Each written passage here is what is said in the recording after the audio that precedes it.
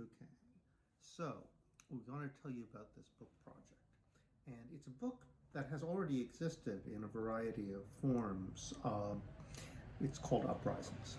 And Nika has published versions of it. How many languages is it now? In Russian? Finnish. So it's Finnish, Russian, and English. And the Polish edition is supposed to come. It was translated, but somehow not yet. Okay, so there's been versions of it, and it's always a little bit different every time because it's a history and it's kind of participatory history of uprisings and the sense of injustice and occasions when injustice leads to that sense of injustice leads to some kind of conflagration and transformative action. Transformative action which is either successful or unsuccessful, and we want to do it historically, talk about the first labor strikes in ancient Egypt or the defection of the plebs in Rome, but also stuff very much up to date, like Black Lives Matter. Black Lives Matter, yes, well, but also things you might not have heard of, like the monstrations in Russia. And Cosmic Rebellion. Yeah. Rebellions against death.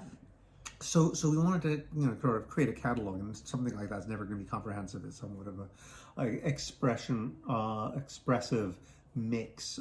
But 2019 was really a year of uprisings. There's a sort of lack of articulation, but there was an incredible level of militance everywhere in the world, and it was a big question whether after the shock of the pandemic, people were just going to be, too overwhelmed to even think about picking it up where they left off. But, well, I guess we got the answer to that now in America.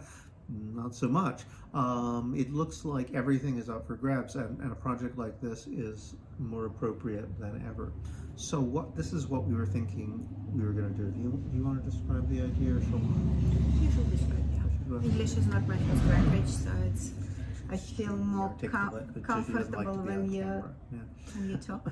Okay.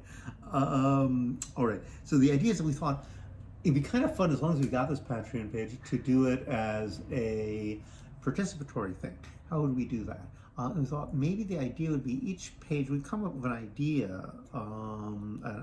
We had to, actually, for a possible publisher. We came up with an idea for chapters, and we didn't actually have a text for most of them. We have a few, but what we thought we would do is to kind of talk about what we thought we might put in that section. The idea being to have a little story and then an image on facing pages, because a large part of these books was that Nika got these amazing political artists to to do original work for it. But now it's not. But now the visual concept is changing. So the idea is not to invite artists, because this is more like an art catalog with some historical cases. But now we decided to do little essays and little essay and the public art projects, which is simulation of the public art projects, imaginary public art project, as they can be in memory of like a first Egyptian labor strike. It's a very clever idea, actually. I've seen some of the images; they're really cool. Yeah, but what we wanted you, especially, was to sort of focus on what aspect should we follow through on, right? So what we thought we would do would be, I would start, or hopefully Nika and I would start,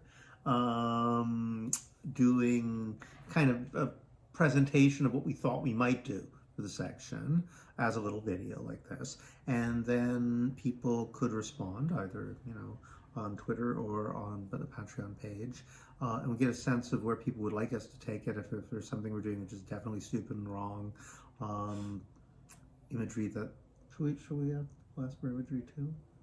Oh, sure, yes. Imagery that might be appropriate. Just throw out ideas. We don't have to take them, right? But that way it could be a potentially participatory project, and then we go and actually design the page. So we thought we'd do that, one or two at a time.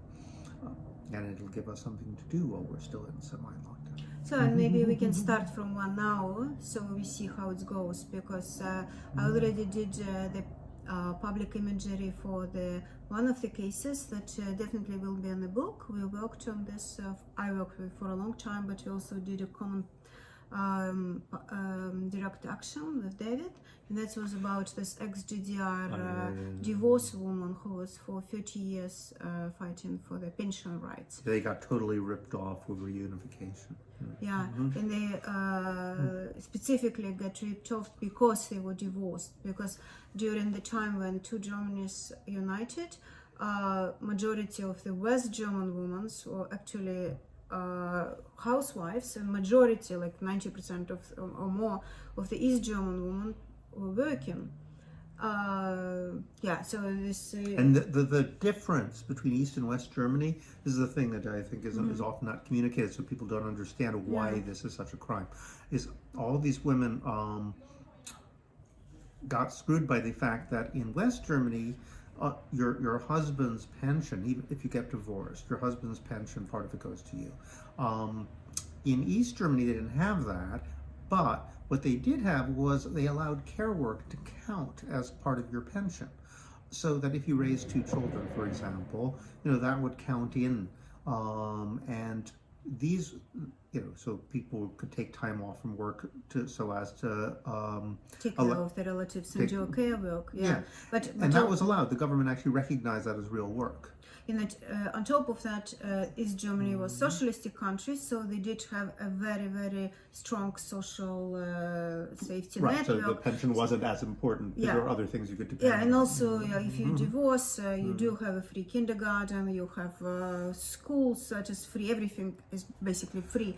So that's all gone. So they privatized everything. And on top of that, they didn't get half of the pension of their husbands because they're supposed to be this independent woman.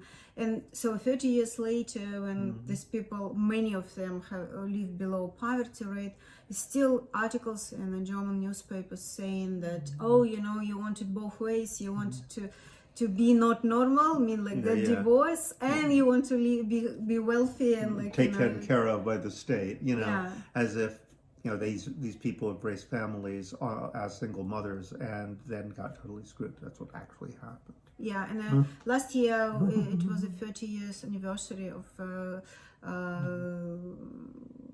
many of them live in extreme poverty. Yeah, so this was a anniversary of the falling of Berlin Wall, and it was presented as a celebration of freedom, but in the same time in Germany it's a lot of real Nazis coming to power, become a local in East Germany, especially in the areas which were devastated by legislation like this, which nobody remembers. I mean, the UN has said this is a total injustice and demanded Germany set it straight, and the German government's like, yeah, make us, it's a total internal colonization.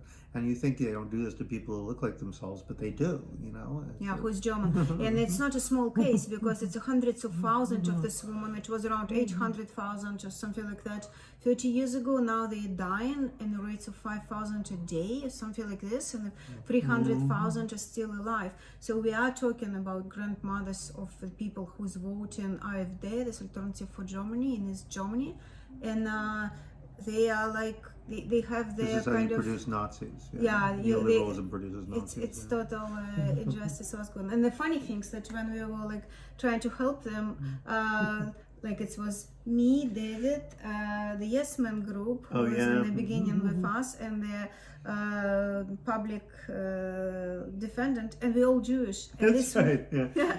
And they always, this woman, they're like, we don't tell them we're Jewish because it's not sure they will support us. Wasn't your grandfather with the Soviet army when they were taking Berlin? Not Berlin, but he was very close to Berlin. He was in Prague. He was marching with. So the American and the Russian come in. Yeah. in order to. Yeah, but the Yes Men, they are the children of the Holocaust survivors. Yeah, it's a very strange case. So we wanted to put this case in the book about injustice because it's a kind of strange process that was dragging for 30 years now. It's a kind of very unsuccessful process because even if they will win, most of them are too old. Yeah, they're all in the care homes or already. Yeah. There's a few. I mean, they're very, very organized, and you know, they still have a whole series of 30 organizations. Yeah, 30 organizations throughout Germany.